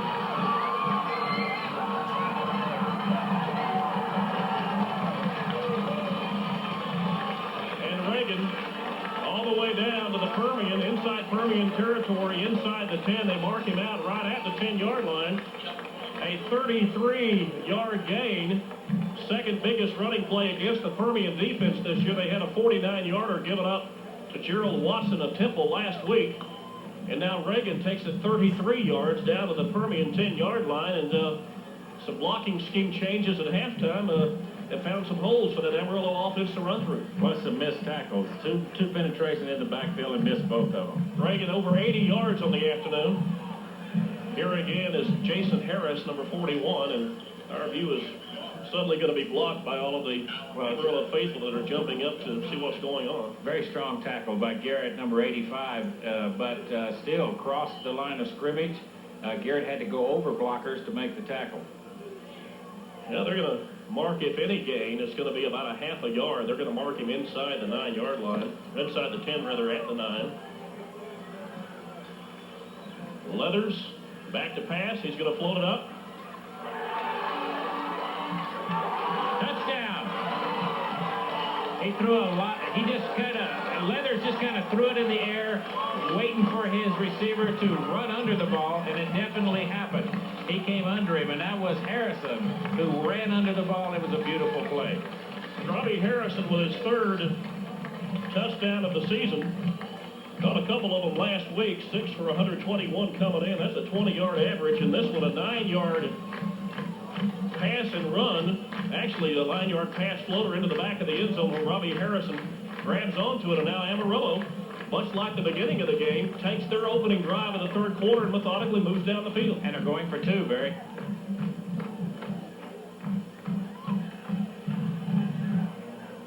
Incomplete pass, and as they attended the pass to go in there, it looked like it was intended for number 30, Chad Reagan, and It was broken up very well by Permian at that time. They just tried to get that extra 2 points to take advantage of that 3-point, of course, field goal they got earlier in the game. Score now 21 for the Panthers, 16 for the Sandies, Bert. A 2-minute and 51-second drive for Amarillo moves them to 78 yards in 9 plays, much like that 82-yard drive to open the ball game this afternoon. And Amarillo, 9-yard pass play to Robbie Harrison from quarterback Brett Leathers. Leathers' 5th of the year, Harrison's 3rd reception for a TD on the season. And Amarillo has narrowed the gap to 21-16. As we were talking at halftime, the way that this game has kind of been a little ragged on both sides, you might say, there's no way to tell what the outcome might be or any trends being set or what you can look for that might be working for one team or the other. It's bounced back and forth so much as we've moved through the first half of play and into the third quarter. There's not much trend that you can trace. Amarillo lost to Pampa last week, 21-20. Had 311 yards of offense, gave up 378 and 180 of it to the running back, Matt Garvin. Well, the offense looked a lot different today. I'll tell you, they've come to play. And the defense, has done a good job against Permian. It's just that the good play by the Permian defense has given the offense a short field to work with twice in the first half on interceptions by Brito and Bass. The good punt return by Bass. Other than that, the Amarillo defense has played very stout this afternoon. They definitely have. And another thing that's helping the Sandies are to keep Permian deep. And what's doing that on these kickoffs is that young kicker for the Sandies, as he put it through the field goal that time. And Panthers start again at the 20-yard line. Oh boy, that brought the faithful on their feet. 6:19 to play. We're in the third quarter from as the 08 beat writer told us, slick Bivens Stadium, as the turf is very slick this afternoon. Dick Bivens Stadium in Amarillo on a fall afternoon here in the Panhandle. And Permian, after jumping out to a 21-0, falling behind early 7-0, then jumping out 21-7, now has given up 10 consecutive points to Amarillo, as Amarillo has given up 9 consecutive points, as Amarillo now is closed within 21-16. That play, you see Williams going around the left side, trying to cut in, no place, again, defense stringing it out. But what Williams did there to gain about 3 extra yards was he headed around, but it's going to be brought back, I see. But anyway, he headed around and stopped before he was heading out of bounds, cut back up into the field, gained an additional 3. But that's being marked up because of a flag on the play. It looks like illegal procedure. Motion in the backfield against the Panthers. Permian shoot themselves in the foot as they begin the second half now. The first drive of the second half, Permian started at the 20, moved out to the 41, had to punt. And now this series started at the 20, and the penalty has moved them back to the 15. It'll be 1st and 15, and here comes Williams.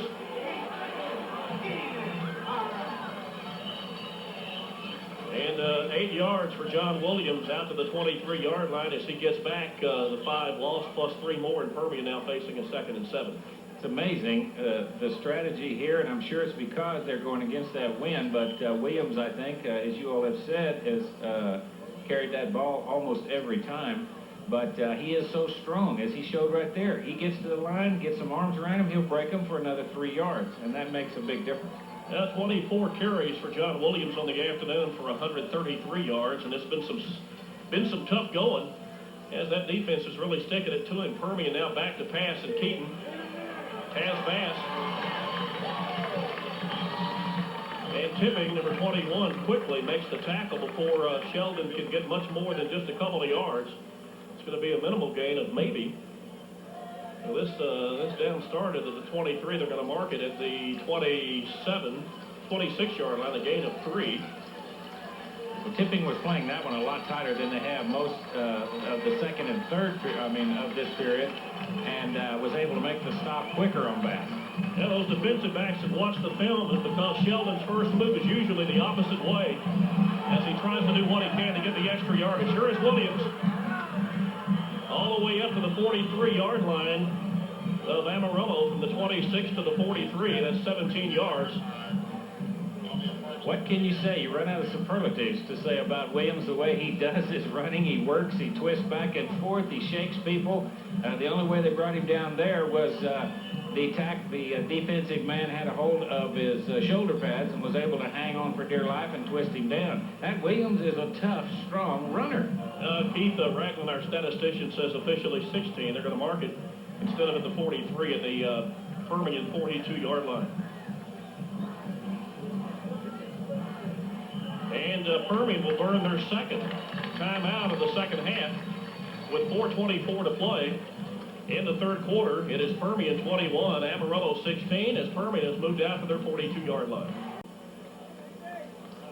Well, Rick, Amarillo came to play this afternoon. They showed that. They showed that they felt they beat them fair and square. When they played them last year in the playoffs. They just want to prove that again, and they've really toughened up since the second quarter. I'll guarantee that. One of the quotes that I had seen after the 10-7 victory in Lubbock last year was that Amarillo rocked Permian's world with that victory in the playoffs. Permian didn't take too kindly to that quote, and I'm sure that has been discussed at least a little bit this week. Here is Williams. He can gain 5 yards running backwards in his sleep, I do believe. I told you, that's of course he was hit awful hard out there by Sandy too from behind, which helped gain 2 or 3 more yards. But again, Williams is very tough at that. When he is hit, he turns his back to it and uses his push power, I guess, instead of his pull power to gain some more yards. Now from the 42 to the 46. That's 8 and 4, the 12-yard gain for John Williams. Means Permian again with a first down at the 46-yard line. He had about 10 and then stepped backwards for the final yardage. Again, here's Williams with a peak staff leading the blocking. And the defense up there quickly as they're swarming the front 8.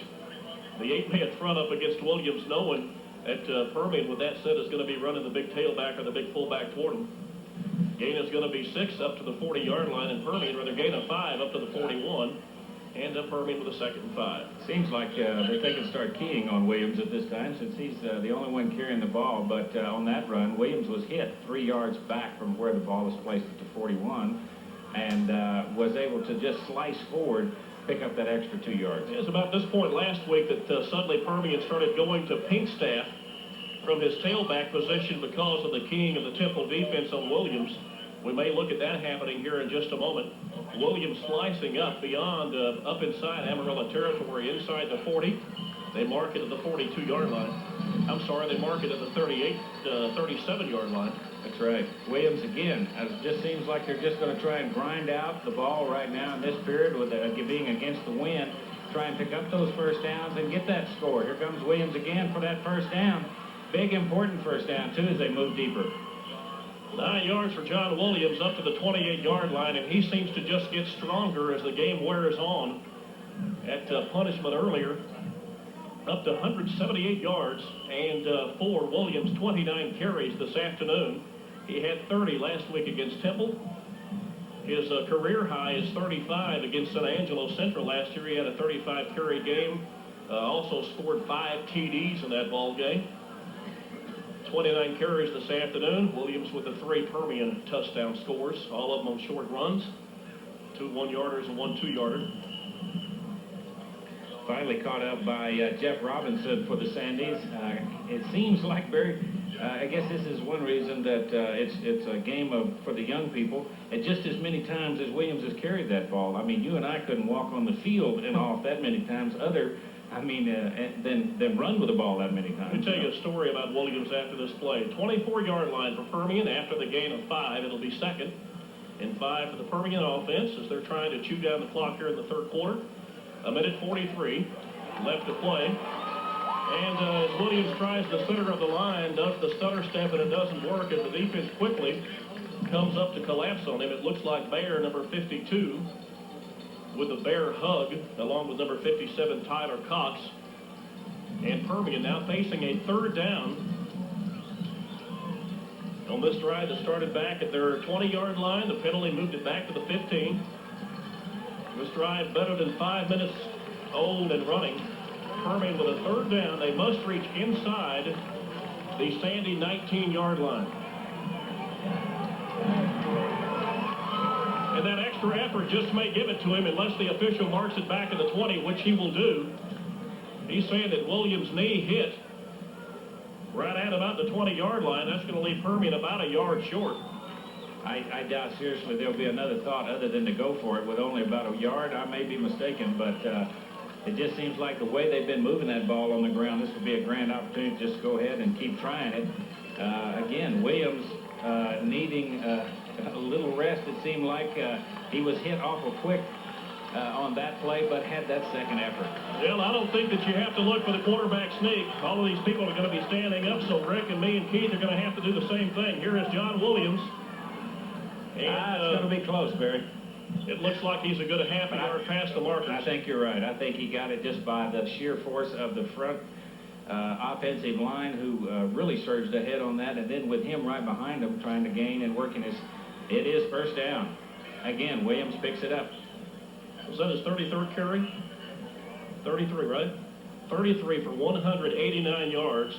The Permian school record for carries in a single ball game is 35. That's held jointly by Williams. The 12th play of the drive, the series, 12th play of the drive that began back at the Permian 20. Told you a moment ago the penalty moved it back to the 15.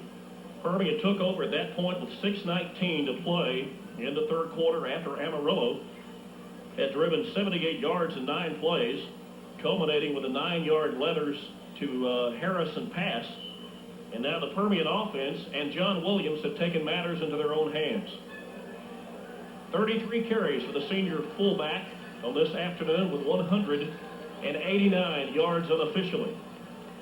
Permian with a 1st and 10 now from the Amarillo 18-yard line. Here is John Williams. And here is Williams. He's in there. Williams will cross the goal line for the Permian touchdown from 18 yards out. Two men had hands on him, had him stopped. Williams breaks the tackle, and then it's wide open field because everybody else let down. It looked like a sure tackle. I don't know what happened if he just broke loose. Somebody gave up there, I guarantee. All the way in for the touchdown. Big touchdown for Permian, the way Sandies were moving that ball. 6 minutes and 25 seconds on the series for Permian. And John Williams has now topped the 200-yard mark for the second consecutive week. Coming into the game this afternoon, Rick, John Williams needed 211 yards to tie the all-time Permian record for rushing in a career. That is held by Shawn Crow, 37.55. Chris Comer had 37.24. Williams 35.44 coming in. And got to complete. That's complete to J.C. Kidd. The 2-point conversion to Kidd. And Permian now goes on top by a count of 29-16 after the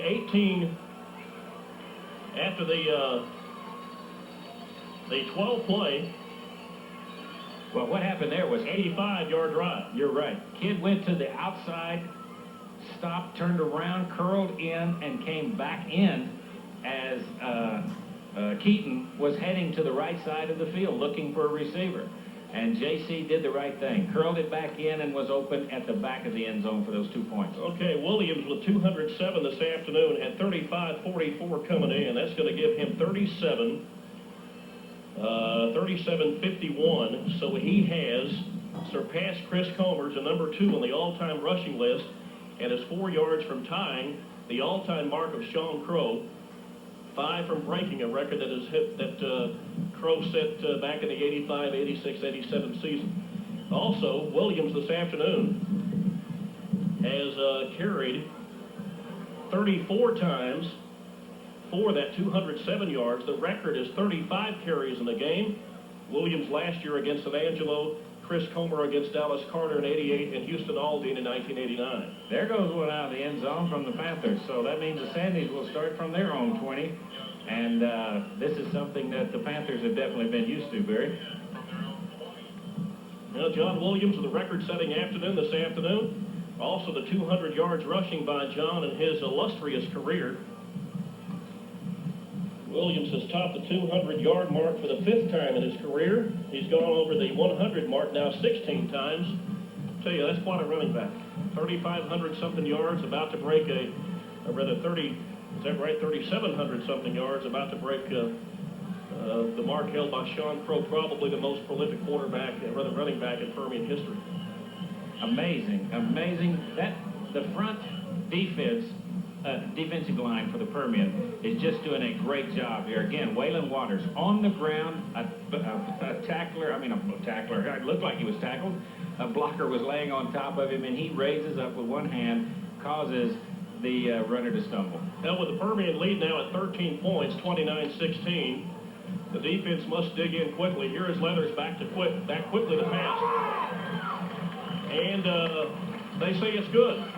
Nice catch. Chad Reagan with a quick grab. He kind of batted it up in the air, kept his concentration, and flat on his back was able to keep the ball above the ground for a short 3-yard gain. Just kind of topped up in the air and kept his concentration, just like you said, long enough to catch that ball in a diving catch. That was a real pretty catch. It's going to be 3rd and 5 for Amarillo. They started on the 20 after the Stevenson kick went through the end zone. They were down at the 25-yard line, actually the 24. And here again is Reagan.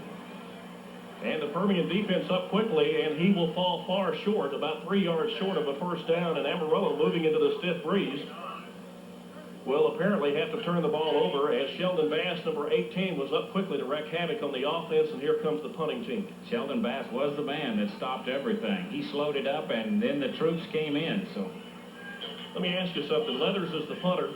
Leathers is the quarterback. Could it be? Would you fake something? Could it be? At this point in the game, we have a lot of folks between us and the clock. 10-13 to play in the third quarter. Do you punt it? Do you fake it? I would think Permian better keep their eyes and ears open, but no, not going to happen this time. Keaton from the 50-yard line and down to the Amarillo 47 as once again the wind and the defense set Permian up in fine fashion at the Amarillo 47-yard line. Let me ask you a question, Barry. Do you think with the wind to your back, you're leaning 29-16, are you going to see Williams run? Sure. Okay, just well, checking. I think, Rick, of course, tongue-in-cheek. Okay, we're not coaches, but I would think, with a 13-point lead, you've got a running back of Williams' capability.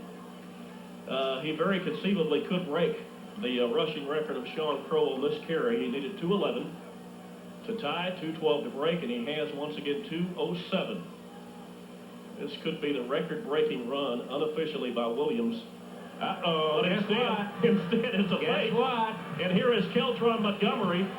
Keltron Montgomery with his initial run of the day. You think they've been setting that up, all those other plays, Barry, by giving it to Williams and then saying, okay, here it is? Nope, they didn't. Williams one carry for 5 yards coming into the game. He carries this one all the way from the Amarillo 47 down to the 19-yard line.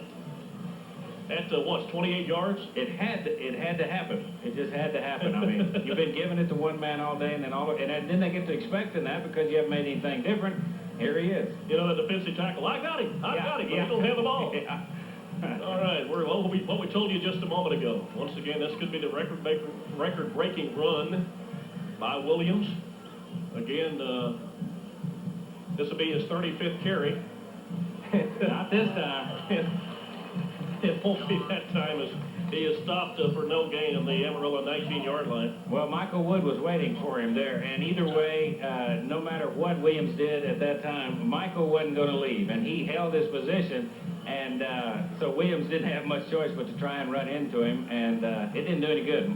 Wood brought him down. Well, it looks like they're going to be, matter of fact, a loss of 1 back to the 20-yard line. Williams 5 yards short, and that was his 35th carry. The next carry will break the carries in a single game of 35. This will be his 36th carry, and for John Williams, also the record-breaking run. As Williams almost took it the entire distance all the way down to the 6-yard line. It is a gain of 14. And John Williams is the new record holder for career rushing yardage at Odessa Permian High School, a school that first began play back in 1959. And on the 36th carry, Williams now with 219 yards in his second consecutive 200-yard day. And, you just run out of what can you say? You run out early on this young man. He's some of the best I've seen. Williams is tied with others with 5 touchdowns in a single game. If he pushes this one across, it will be a 5 TD game for Williams. He's about a yard short on that one. It sure looked like he had it, but he went into the air, and when you do that, of course, you lose your motors, those feet moving, and they were able, when they hit him, just to push him back. Williams and Comer against Odessa High in 1989. Williams last year against San Angelo. Both games, they were able to score 5 rushing TDs in the game. Williams now with 4. A couple of 1-yard runs, a 2-yard run, an 18-yard run a moment ago. And if he could wiggle into the end zone here, it'll be touchdown, right over the middle. John Williams' 5th rushing a touchdown of the day, puts Permian on top, 35-16, 38 carries, 225 yards for John Williams, who in his career,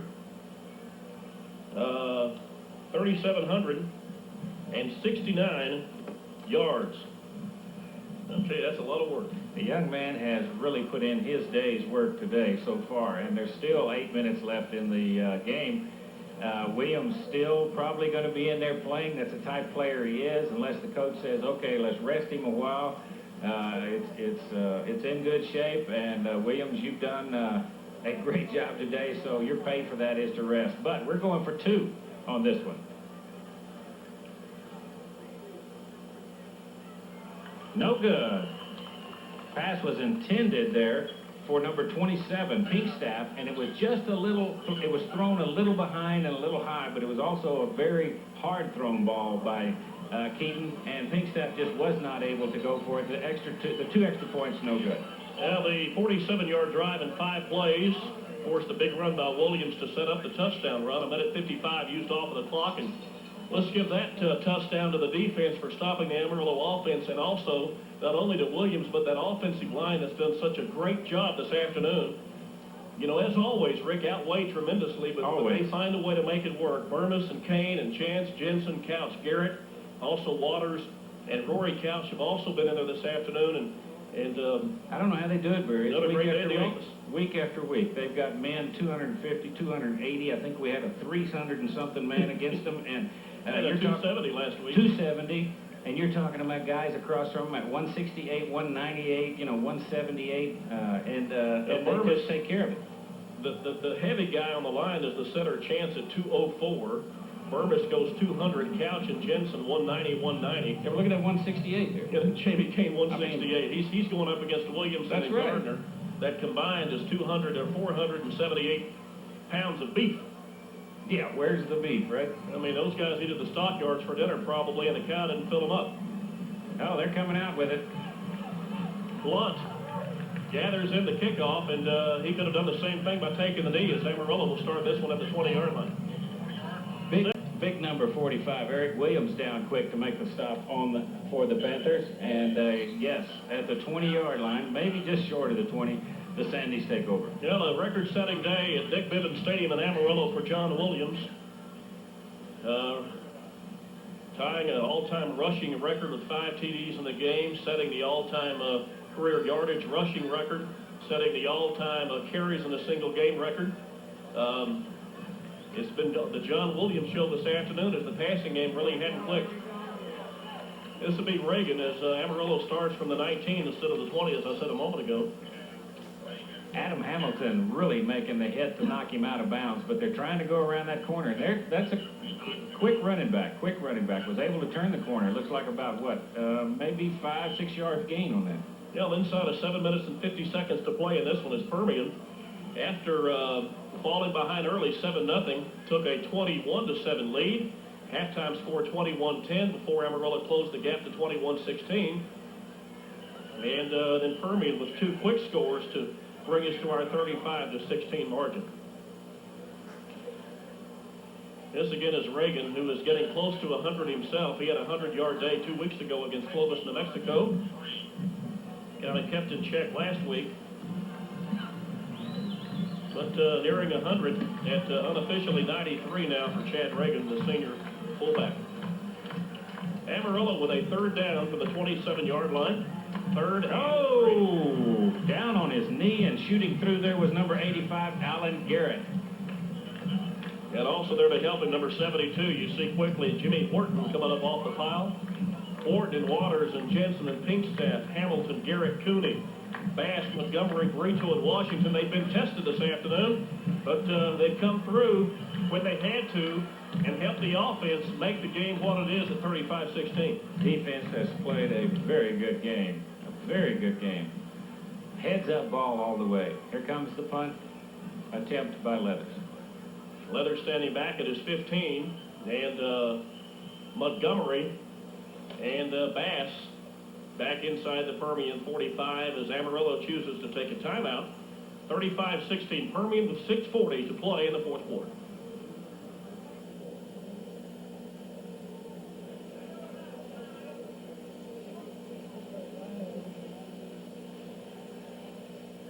(35-16). Again, our score is Leathers standing back inside his 15. Will get this punt away. Permian should come away with good field position. Rick, after Keaton gathered in the punt a moment ago, you notice he's not back on the punt return team. I think the coach is that's okay. Let's put the other two guys back. I don't want my quarterback returning the punt this time. That makes sense. Makes sense. No, look at that wind kick up, though. This will be toward. This will be in the direction of Montgomery, but down quickly for the Sandies will be number 50, James Larry, to gather in the very short 23-yard punt. It, in fact, is 3 yards further than the 20-yard punt that Leathers got off a moment ago. But Permian, once again, will start from inside Amarillo territory at the 49-yard line. Well, the punt was high, and with the wind, I felt that gust right at the time that punt reached the height. You could just see it. The ball just stopped dead in the air and just came straight down. So the wind definitely playing a part here. The starting Permian offense of Williams and Pinkstaff in behind Keaton. And here is Williams, who will pass. He's looking. He has a man wide open. Oh, what a catch! And Sheldon Bass. What a catch! Sheldon Bass runs under the floating duck, able to gather it in at the Permian 5 at the Amarillo 5-yard line. Oh, we got a penalty back there. Oh, a 44-yard pass, catch, and run is negated by penalty. They're going to move him back. Is that illegal? I couldn't tell what the call was yet. They'll give it to us in just a moment. I tell you, that was something. It looked past all the way. All he was trying to do, Rick, was get his hands around on the laces of the football so we could float it down there to him. And Bass was so wide open. Well, they had the defense suckered in, and nobody was thinking pass. Nobody expected that whatsoever. It was a great pass. It was a great catch by Bass. So, all the way. Hell, in the passing department, not a good one today. 4 of 10 for 24 yards. A stiff breeze combined with just a little bit off the mark in some cases by Keaton. Some drop passes by the receiving corps and other opportunities. But the running game has been there mainly for John Williams. And here he is again. Almost every carry. Keltron Montgomery had one bit. There he is again. Can't stop the man. That's all there is to it. He's too much. He's got it going for him today. He'll continue to set those records. There's a 20-yard run by Williams all the way down to the 34-yard line of Amarillo. You see what he's up to. He's up to 245. 245 yards that game. There he comes out. John Williams will be trotting off the field. This is John Williams' best day as a Permian running back. He had a high of 230 yards in a game last year, 1992, 230. Today, unofficially, John Williams, 245 yards. There goes another Williams. Here is Eric Williams, number 45. Williams, look at this. Look at this. Punishing those defensive backs all the way down inside the Amarillo 25-yard line. He says, my name's Williams too, Barry. He said, watch my trail dust. 13 yards for Eric Williams. His first carry of the year, I believe. That's right, first carry for Eric Williams this season. All the way down to the 21-yard line, and the wind is really beginning to pick up. Really whirling around.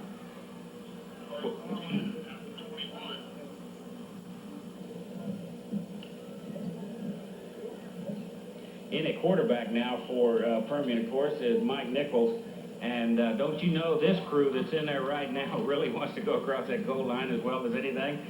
No, you can't really stick the guys in there and say, okay, sit on it. Yeah, exactly. You know, this isn't Fonzie. It's not Happy Days. Let's go ahead and try to get the ball in the end zone. Let's check and see who else. Marquista Ross, number 17, and in the tailback position with Eric Williams. Also in there at wingback is number 42, Gus Quesada. And J.C. Kidd, split out wide left. Well, we're getting some congratulations from the Amarillo faithful, just shaking his head and saying, what a ball club, what a ball club. Quarterback that time was Lucas Molina, leading that crew out there on the field. And when I mean leading, that's what happens when they hand that ball off. He's leading the running backs into the hole, blocking ahead of the runners, and carrying out his assigned task.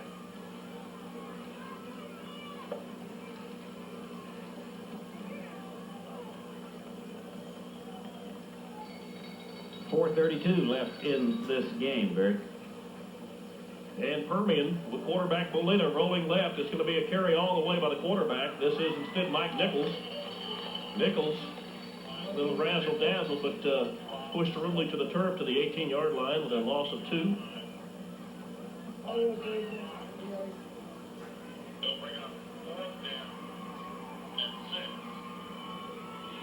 Looks like we're going to have a field goal try, Barry, from seems to be about the 24-yard line. So in for the field goal attempt will be Eric Stevenson, number 13. Had a 37-yarder against El Paso Coronado. Misfired the next 2 opportunities. Stevenson will try this from the 24, make it a 34-yard attempt, and little wide right. Under and wide right as the field goal attempt goes awry, but Permian, 3:36 to play, has the 35-16 lead. And Rick, final tune-up before district. District wars begin next week against Odessa High. What do you think about what you've seen this afternoon? Well, what I've seen is I was a little concerned when the game first started. In the first period, of course, Permian looked a little lackadaisical, a little ragged. Didn't seem to be as focused as they really wanted to be, I'm sure. And the Sandies really moved them all over. Then all of a sudden it seemed like the button went on and they said, we're ready to play some football. And since then they've been pretty much that way. I think they're going to be very strong in the district race, needless to say. And there's the passing game continues for the Sandies. Leathers quickly finds Jesco for the pass completion. We're at 3:30 and counting as Amarillo now moves the chains from the 20 all the way out to the 42-yard line after the 22-yard pass play to the wingback Scott Jesco, as many of the defenders, Couch among them, Eric Williams among them, 9 of 14, 127 yards now for Brent Leathers. Permian second-team defense in there will try to catch some of the numbers for you. Intended for Brandon Loper, the tight end. That was wide open, too. Lopers was out there. The coverage coming up on him rather quick when he saw which direction the ball was going was Rory Couch, but the receiver was there. Again, the wind's got to be playing havoc with the ball out there, whether you're kicking it or throwing it. Shawn Bergen, the middle linebacker, along with Cooney, number 38, and Couch, number 60. At over here on the far left wing, we have number 24, C.C. Harris at cornerback. And Reagan makes the catch, kind of bobbles it, but comes up with it. And Amarillo moves inside Permian territory all the way down to the 44-yard line. Beautiful catch, because I didn't think he was going to get it for a while, but he carries it in front of him. That's a very focused young man, because he kept his eyes on it, kept his mind on what his business was, and picked up that ball and carried it on. And plus, made that tackler definitely know that who he was when he got hit. Well, Leathers 10 of 16, 140 yards this afternoon, 3:15. And the clock will start with the snap of the ball. Leathers back once again to pass. Here comes the pressure. There it is. And Eric Williams in there quickly to make the tackle as he beats the offensive lineman Mac Adams to the punch. Pushed Adams completely back into the quarterback. Also in there defensively for Permian, Chad Flora, number 69. Let's see who else is on the offensive, or rather defensive front. Number 76, Eric Heatler, in there defensively for Permian. Tommy Jones split out to this side for the Panthers. And the pass is coming in the direction of Jones. No, he looks back the other way. Finds his nice. His man out of the backfield before Shawn Bergen puts the hit on Jason Harris. 2:30 and counting. And Amarillo decides to take a timeout. Permian with the lead at 35-16.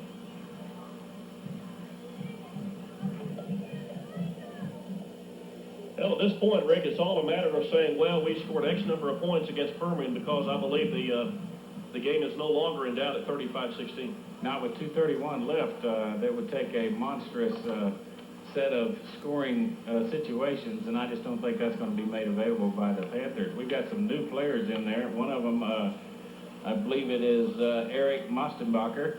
He's in to play. Was I close? That's close. Mostenbacher, number 82. That's what I said. Also, Marquista Ross, 17 back. Who's playing safety back there with Ross? Let's double check the number. That is Kevin Hubbard, number 10. Right. And number 23, Mike Nichols, will be on the far corner. As you mentioned a moment ago, number 28, Tommy Jones on this side. Linebackers are Bergen in the middle. Flanked by now, number 35, Ryan Williams. And number 82, Motzenbacher. And the defensive men down front. Let's check all the numbers right quick. Number 69, Chad Flora is in there. Penalty marked off against the Sandies for motion, I'm sure, in that line. Heatla in there on the defensive front. Williams, we mentioned a moment ago.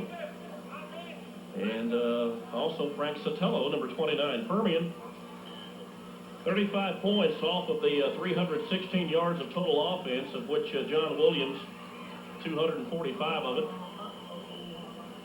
A little bit of contact, but no flag as the pass was intended for Robbie Harrison. 225 and counting. As Amarillo now will face a 4th and 11 from the 45-yard line. Mike Nichols doing a good job of covering the downfield receiver that time. The pass was thrown hard and just a little bit ahead. And I would just about guarantee he's going to dial that number once again. Harrison, his favorite receiver coming into the game. And, of course, he's shown a tendency to drop it off to the running back if he gets an opportunity, specifically Jason Harris, who's had a good game receiving this afternoon, number 41. Here is Jesco in motion as Leathers will roll to his right. He's looking. Here's the pressure. And almost intercepted by C.C. Harris as the quarterback Leathers was really tattooed there by Bouchon Bergen. He had a head of steam going. There was no way you were going to put the brakes on that one, Barry. 2 minutes and 18 seconds to play as Permian's defense. Second team defense rises to the occasion. And the ball goes over on downs. Permian will start this series from their own 45-yard line. And we're going to total up Amarillo's total yards for you. This is all unofficial. It's what you see in the Sunday morning paper will be the official yardage. Williams, as we told you, 245 yards rushing. Sets a new record, a personal best, 39 carries. That's a new record. Ties the record of 5 rushing TDs. And Williams, 37.89 in career rushing yardage with a new mark to top the mark set by Shawn back in 1985, 86, 87. Molina, the quarterback. This section of downs, Brian Ratliff, the ball carrier, going over the left side, picks up about 3 yards on the play. The Panther defense has been tested this afternoon. 249 yards is what they've given up to the Sandies. And the clock now ticking inside of 2 minutes at 1:51 in the backfield. Ratliff. And on this carry, number 24, C.C. Harris. Reminds me of the old Elvis song, C.C. Ryder. Right. What you're seeing now, though, is another crew of young men that definitely want to show everybody they've got the ability to, some of them young sophomores and juniors, that they've got the ability to carry the tradition on for the Panthers. And let's check who else is coming in. John Alvarado, we see number 58, along with number 69, Chad Flora. Flora playing defense and offense. 113, 112, 111. And too much time taken by the Permian offense. Harris in the backfield, number 24 at fullback is Ryan Ratliff, number 32. Molina, the quarterback. Split wide right, Tommy Jones, number 28. And splitting out wide left was number 12, Jeremy Rutledge. So we can check the ulterior, or the interior lineman right quick. Number 76 is your buddy, Heatla. 5'10", 196-pound senior. Flora, we mentioned a moment ago, the center, number 54, Stephen Perillo. He's a sophomore, 230, 6'3". 2 sophomores on this team. Caps the other, and maybe a couple more coming up this week from the junior varsity. Here's Ratliff. And Ratliff up to the 50-yard line. Nice hole opened up on that left side for Ratliff, though. That's the kind of hole you like to get at that time where you're going to pick up those 2 to 5 yard runs. If you get lucky on those kind of holes and you break through the linebacking core and the secondary, of course, you get the big runs. But it's